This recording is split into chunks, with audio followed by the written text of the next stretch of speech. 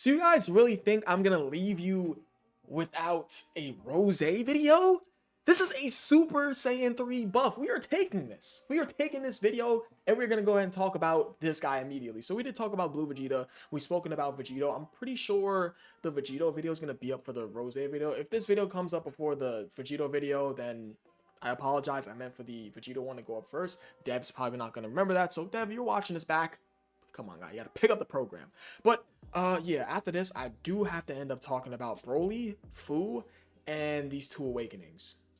I will talk about these two awakenings. I really got to get to those. So, with that being said, of course, I did bring up the Thieving 6 Dokkan wiki because I do want to have the 200% leader skills ready to go. I have his best single partner ready to go too, that being himself. But, I mean, you're only ever going to get this off in the private server. So, even then, 5 turns elapse and he transforms into this guy anyways, and they're not going to be sharing links at all. So, it's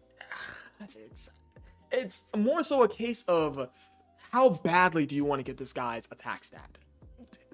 That's pretty much it. How badly do you want to get this guy's attack stat and his base? Right? So, today we're talking about the Crimson Masked Saiyan Super Saiyan 3 Rosé, and I am a fan of this guy. Not only a fan of his just beautiful card art, in both his SSR to his TUR, because look at his card art. Like, this is beautiful. This is really good looking. But his passive is quite good too. Now, is it restricted? Yes, it is. And there are a couple of gripes with this card I do have that I will mention in a few. So, the thing that we are going to talk about out the gate is how this guy is looking for the meta. And I think that him inside Red Zone Zamasu, he is a physical type unit. He is going to have that guard. So, he's going to be looking pretty goddamn good. Now, the issue with him I do have for running him in Zamasu, of course, is that obviously he does have his additional super attack chance locked behind him going up against a Goku. I don't really I understand it, of course. I don't watch Heroes anymore. I used to watch it like way back when, but come on, Dokkan. Do we really have to restrict this behind a Goku enemy? Like, seriously? What tough Goku fights do we have? What, I can't even think of one off the top of my head. Which one do we have? I am so serious. I can't think of a tough Goku fight off the top of my head. The legendary GT Goku event? That's not a tough fight. That's off meta content, Deb. No! I know I sound so ignorant. Is there a tough Goku fight that I'm missing? Bro, there is none, right? So where in the hell is he going to make use of this? So back to him being used inside Red Zone Zamasu. He's physical. He's guarding. He gains defense on super. What do you think he's going to be doing, guys? He's going to be A-okay. So, of course, for today's meta, he's going to be looking quite fine because he has a defensive ability to fall back on, and he does gain defense from both his passive to a super attack. Like, he does gain 30% defense one turn, and he gains 150% attack and defense when attacking. So, this guy's going to be looking quite spiffy with his defense, as well as him having a 50% chance to guard. If you don't have those 3 or more crossover characters, you fall back on this, but if you do, he does have 100% defense with his guard, which is obviously very, very nice, and is a good cherry on top for this guy to fall back on. Now, with that being said, you get to turn 5, and this guy also he has brutal beatdown. The beatdown must have been brutal inside the anime. Inside Heroes. So his link set looks alright. Okay, you get to turn 5, and let's go ahead and keep in mind that he is not an active skill transformation unit, which I wish he was, to be completely honest, so he could just stack up his attack. And one thing I did want this guy to do was stack attack and defense. I did. I really did, but I guess that's pushing it. So you get to turn 5, he automatically transforms, and he goes into this guy, and this guy's pretty goddamn good. So he has a heal of 40% HP recovery, which is obviously very nice. And then the next turn onward, he recovers 50% HP at the start of each turn, which is obviously very, very good. 4 key, 200% attack and defense, very nice. 150% attack and defense on attacking. Of course, he gains 30% attack and defense for 1 turn. He loses stack and attack from his previous transformation. He also gains 150% attack and defense when he remain the greatest stats boost. Of course, that being that LR in cell sort of niche mechanic that they have on this unit. I like it for sure. He now has an unrestricted guard, which is obviously very nice. And he has an additional super attack chance that is unrestricted. And it says, and if you're going up against a Super Saiyan Blue enemy, he also gains another additional super attack chance. So what tough blue Goku, blue Vegeta enemy do we have? I can't think of one. I really can't think of one. So at least they gave him additional super attack chance right over here. He launched a attack that has a 50% chance to become a super attack. Cool. And of course, because this is separate from one another, if you're going up against a blue Goku, blue Super Saiyan, blue enemy, it's another launch additional attack that has a 70% chance to become a super attack. So if you factor in what he does have, he could get 2 supers from his passive. He could guard. He does gain an attack and defensive buff from his passive to a super attack effect. He does have a heal. Him guarding and having a heal for that first turn and then 15% HP onward for healing each turn he comes back in rotation is good. He's healing you. He's guarding.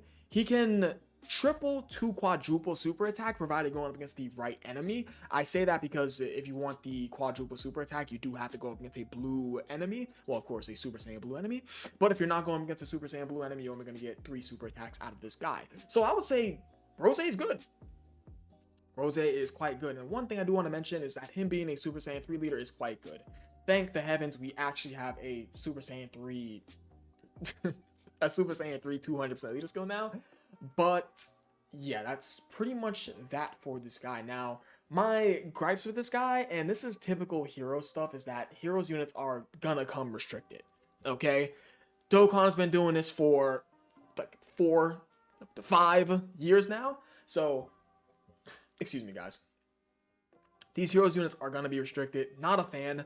So the first thing that I don't like about this unit, and I believe is not good, is that he is not an active skill transformation unit. Dokkan, we do not need to go back to the Int Future Gohan days or the what's another unit? The Android 13s, where these units just automatically go into their transformation of them being a active skill transformation unit. This guy would definitely benefit from him just stacking up a little bit more. I wish he stacked attack and defense. That's another point I'm gonna get into. I wish he stacked attack and defense. And I wish he was an active skill transformation unit. Is it too much? Why can't you just stack attack and defense? I love these stack and attack. Of course. I almost dropped my phone, by the way. I love these stack and attack. I do. You guys know I'm an offensive guy. I love offense. But why not stack attack and defense? You guys know what type of meta we're in. Because pre-super Rosé, I don't know the numbers, but if this guy only gives you 1 super and you get unlucky somehow, could he get you killed through his guard? Hey, could he die through his guard? Possibly. It's a possibility. This guy, you get unlucky. He supers once because ideally you want this guy to double super or triple super if you get lucky and have the potential system, or quadruple super provided going against a blue Goku, blue Super Saiyan blue enemy. You want him to do a double super, bare minimum. So if this unit supers once, they get hit through their guard by a tough boss like Zamasu, for example, or Red Zone, I don't know, Goku Black. This guy's probably dead. He's probably dead. Okay, hey, all right. But yeah, my only gripe with this unit is the fact that he's not stacking attack and defense. I don't see why not, personally, because he's already gaining an attack and defensive buff from his passive. So why not have him stack attack and defense? And of course, my biggest gripe is him not being an active skill transformation unit. Why not let him just stack up his attack? Why not? Don't you want him to hit harder and harder and harder? You get to a point and you're like, okay, let's go ahead and pop the active skill and then have this guy go ahead and go bananas. But yeah, another thing I do have with this unit is that why up against a Goku? This could have been unrestricted, as well as this going up against a Super Saiyan blue enemy. I guess it makes sense because of the anime. I don't watch Heroes anymore, so I don't completely know. Guys, please let me know down below. But that's really all I have to say about this guy. I think Rosé, outside of those factors, he's going to be restricted. Outside of all that other stuff, he's still good, nonetheless. This is a good unit, for sure. Rosé's best linking partners, what is his 200% leaders? His best linking partner is himself. This is completely unrealistic because even on a private server setting, this is like, you're going to get like 1 turn with both these guys. The only reason you have these two together is to probably get this guy's best attack stat or this guy's best attack stat, but do keep in mind he wasn't stacking his attack because you're bringing his post-transformation into the fight because, of course, private server things. What do they get from each other? 85% attack, 5% defense, 4 key, 10% enemy debuff on defense, garbage, and crit chance. So, I mean, the attack is cool, hit extra harder, but they're not really getting anything too crazy from links. The 4 key and 85% attack is pretty monstrous. Well, the 4 key is not monstrous, but the 85% attack is pretty monstrous. But Broly, the Brolys, yeah, you two are pretty much a hell no. I mean, this guy. What does this guy do? We know what this guy does. Why did they restrict this guy? What in the... Why? Look at this. Are you serious? I mean, come on. Hold on. My speaker was on. Look at this. Are you serious? Oh my god, Chinga, what were they thinking? Okay, what's his 200% leader skill? What leader skills? He's on 8 200% leader skills. Nice. He's a good unit for sure. He's a good unit.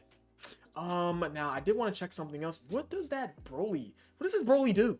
I mean, no, not you. What does this guy do? I don't even remember. What do you do? Okay, cool. Okay. Cool, you want a giant 8 category character, 2 key and launches additional attack, additional super attack chance. Cool. Launches a guaranteed super attack when you have all giant 8 power characters. He wants to be on giant 8. He wants to be around giant 8 characters, pretty much. And then he gains up to 150% attack deeps. That's it. That's all. I mean, I love it for sure, but meta wise, this guy possibly is getting cooked on a super. So I think that is really about it. Rosé, man, beautiful card art. I would say good card design for sure, just like Vegito. Vegito's amazing though. Rosé is very good too. But I think that is really about it. I appreciate you guys for watching. You guys are the best. I'll catch you guys next video. I love you all. Peace.